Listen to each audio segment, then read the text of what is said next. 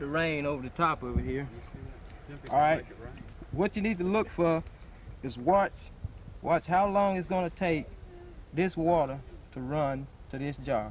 And watch the same thing over here. We're going to see quite a difference here.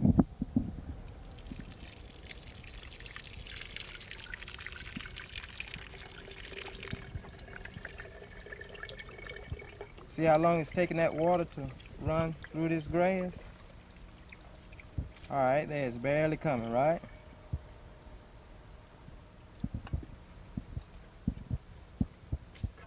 Okay. Okay, the water in this jar, see all that mud? You see that muddy water? You can almost drink the water out of that jar. So what happened, we didn't have any erosion where we had the grass, right? Okay, it had a protective cover on it. That was just bare soil. All right, what I want you to do now is look at this jar here. All right, you see the little fine particles? You see that ring around there? All right, that guy lost his topsoil. He didn't have any type of protective cover on it. So our job is to talk with the landowner, try to get him to take some type of conservation measures to protect his soil from erosion. That's all what we do. Now, grass is one method of protecting your soil from erosion. That's not the only one. That's just to show you a demonstration on how that soil can be lost without any type of cover on it. Like I said, that water there, you can almost drink from it. But this, you wouldn't want to drink this, right? You want to drink of this? Anybody thirsty? Want to drink? Okay, anybody got any questions? Everybody understand what I'm talking about? All right. Yeah. Thank you, Wes. All right, we you're appreciate welcome. YLT office. The one on, at the lake. No, I work out of Calhoun City, YLT Flood Control Project. I was going to ask about Booker T. Mays. Do you know Booker T? Group, this is Mr. John Calder, and he's gonna give us, he's gonna show his bird slide presentation, and here's Mr. Calder. Thank you, sir.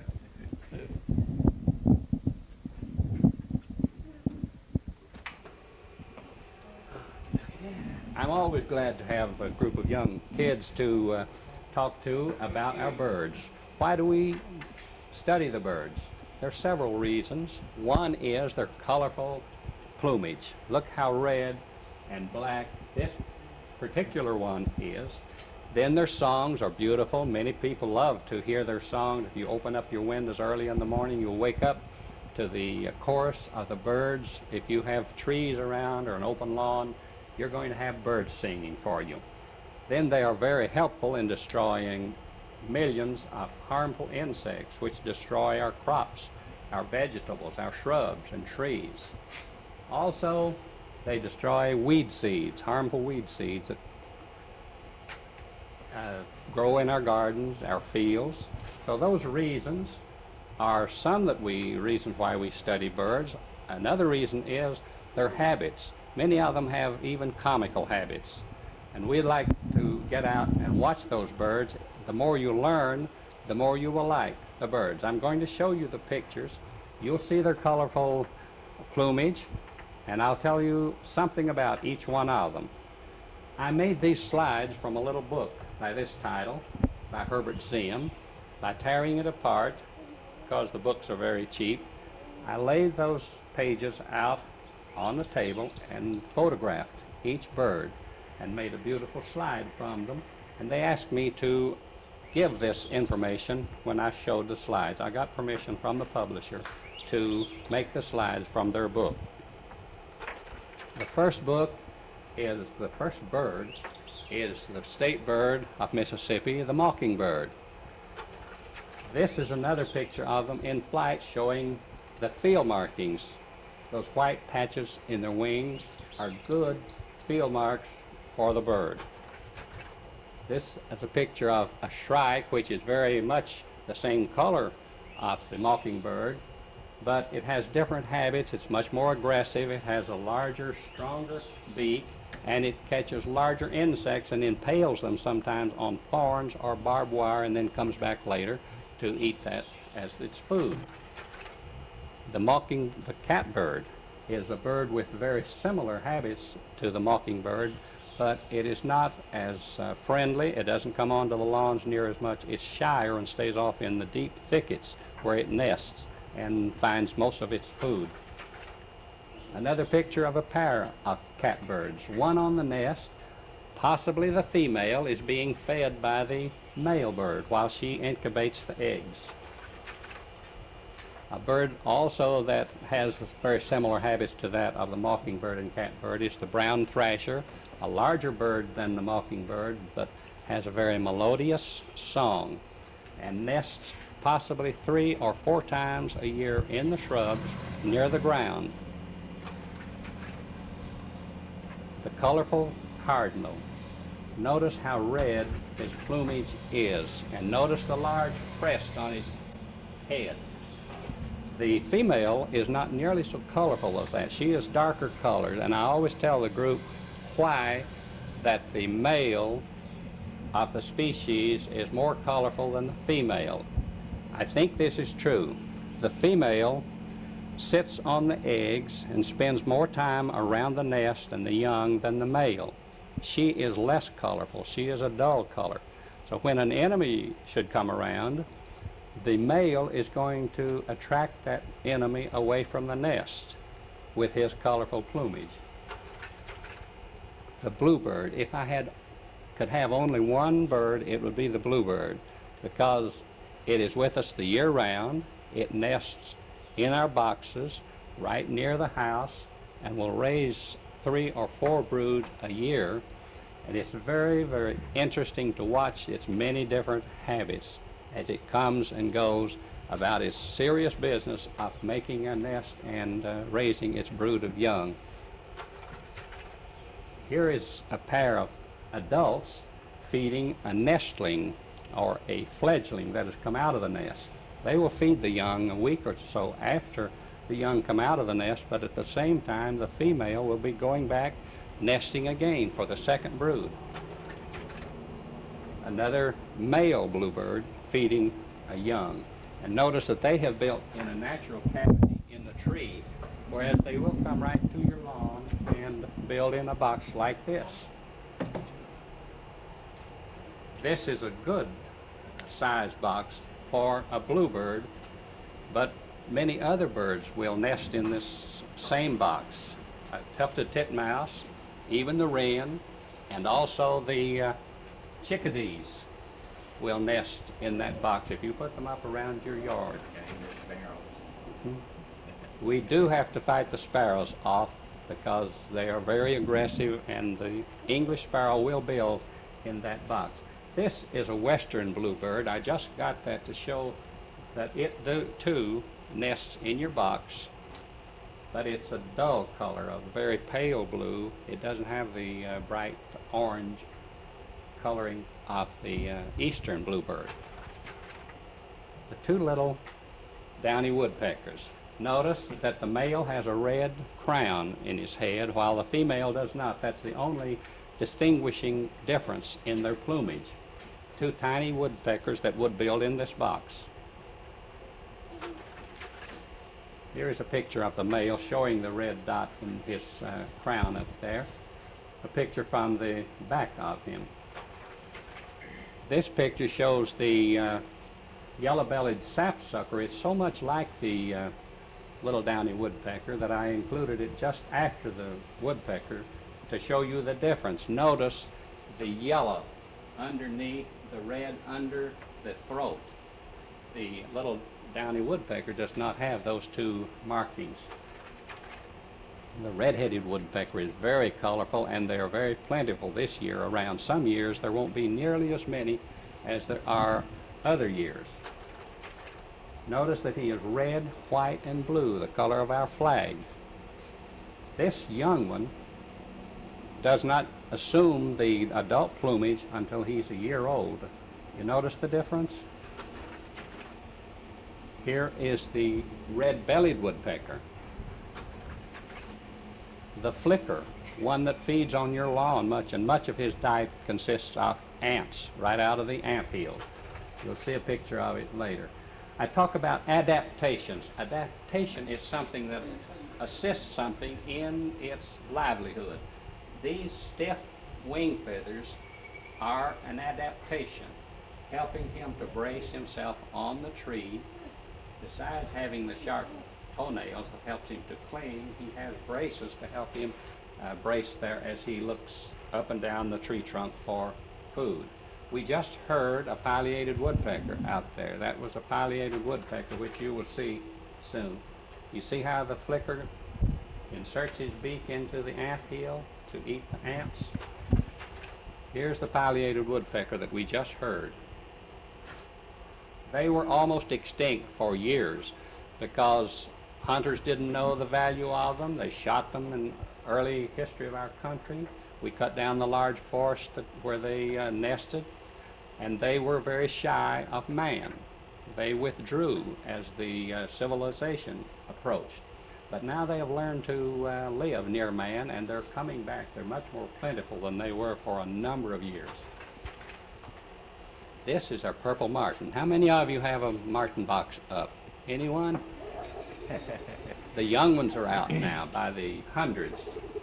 And if they don't come out on time, if the old ones think that a young one is staying in the nest too long, they go in there and pull them out. Last night we saw 2 being pulled out of the nest and shoved off into their first flight. So birds have interesting habits. If you learn to watch them, you'll see many interesting things. Some people use gourds for nesting boxes for martins. This picture was on large page of a book, so I blocked off part of it. You hear the pileated woodpecker. If you ever get a view of him, you'll say that's a red letter day in my day of bird watching. This picture was on the same page, but I blocked it off. This male martin was flying up to those gourds. It was just under that. Here is a bank swallow. We don't see many of those, but they are here at this time of the year. You notice the pink map. That indicates that they are all over the United States and much of Canada there. That's a territorial map of the bank swallow, barn swallow. Here is a swift that builds his nest in chimneys. It secretes a kind of a gluish saliva and glues the little sticks that you see there in the nest onto the side, inside of your chimney, and lays possibly 2 or 3 eggs there. Sometimes, if the chimney is open and a rain should come as it did last night, it's possible that enough rain would wash down in there and unglue that nest from the chimney and destroy the young or the eggs that might be in it. The hummingbird. Notice how the fast camera has stopped the wings in flight. Those wings were buzzing just like a bee's wing. This is the ruby-throated hummingbird. Another picture of it at a flower, inserting the long beak into the tube of that trumpet vine flower to get the nectar. He feeds just as honeybees do. This is a beautiful bird too, the crested flycatcher, and make a larger box than this, somewhat, say, an inch larger in dimensions inside, and a larger entrance, and he will take a nest in that box, very close to the home. Another picture of him at his entrance to the nest in a natural cavity in a tree. Another picture of him feeding young. You see how the old birds carry the insects to their young and feed them for weeks before those young can come out of the nest. This bird has very similar habits to the one we just saw, but this is called the eastern kingbird. But he nests in trees, but catches most of his food on the wing. Another picture of an eastern kingbird at his nest. The little wild canary or goldfinch. They come in flocks here to this area about every April, early in April. And just numbers of them come together. The male here feeding the female possibly as she incubates the eggs there on the nest. The little black-capped chickadee will build in a box. You don't have to make one quite as large as this, but he needs a cavity for his nest. And notice the purple. That means he is a permanent resident of all of that territory you see there on the map. The white-breasted nuthatch, he climbs up and down the tree, either head first coming down, spiraling around it, either way up or down, finding his food in the bark of the trees. The tufted titmouse, a group of birds with similar habits, all nesting in cavities, all feeding up and down the trunks of trees, especially the chickadees and the nuthatches. This is the brown-breasted nuthatch, the white-breasted nuthatch, the black-capped chickadee, the boreal or northern chickadee, and the tufted titmouse. The wrens. This is the little wren that will nest in any sort of a cavity where he can pile a bunch of trash and leaves and feathers possibly, line the nest, and then lay about 6 to 8 eggs 2 or 3 times a year. He may come inside. If there were a cavity inside this building, he possibly would come in there and build. One is building in our little barn now in a smaller box than this. The indigo bunting. The male is solid blue all over, and the female is a brownish sparrow-like bird. But this often happens when the female is a duller color than the male. This is the red-winged blackbird. They build their nests in grass.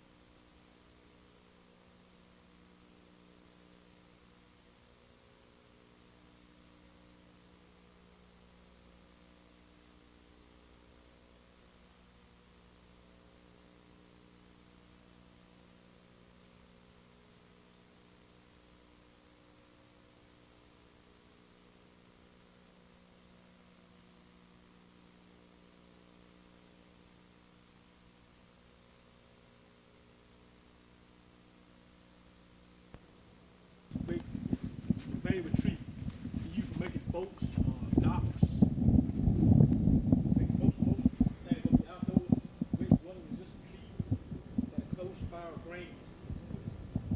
They go great size. When they don't have water, see deep. If you put one out on dry land, ground, they won't have it characteristic. They don't know why it had it characteristic. But in doing some studies, they had found out everything yet. But that's it. All science.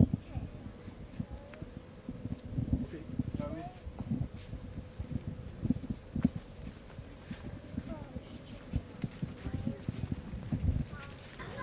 Okay, I'm talking with Ronald Ramage with U.S. Forest Service, who set up the day that we had today that we just completed.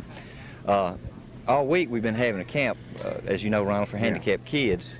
And today we asked Ronald to set up a little field day, go down the nature trail and do some other things. And I just wanted him to tell about what the kids saw today, since he coordinated it all, and we appreciate it so much. Well, I appreciate the opportunity of working with this group. This park has I have a good, deep feeling for this park because I worked in it a lot with the YACC crew. And today, when DeWitt asked me to help, I was just glad to do it.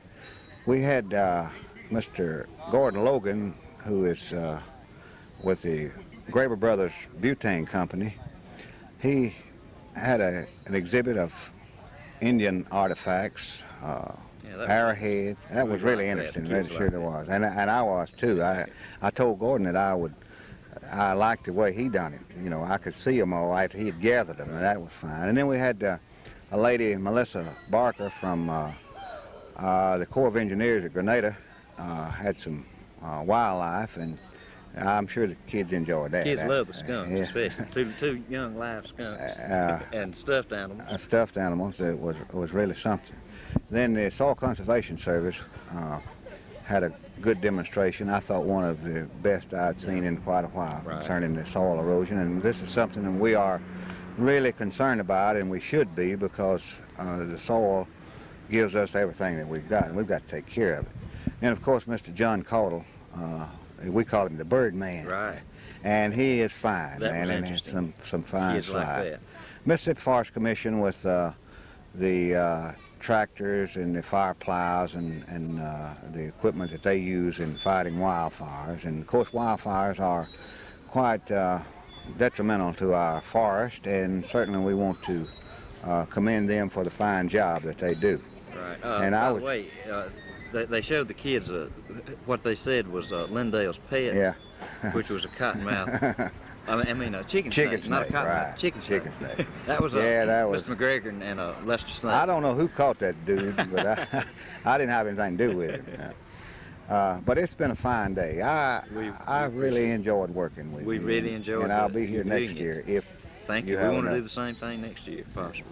I sure would be glad to work with you. Thanks very much, Ron. Thank you. I hope that does. Is that enough of what we've done? Everybody line up single file.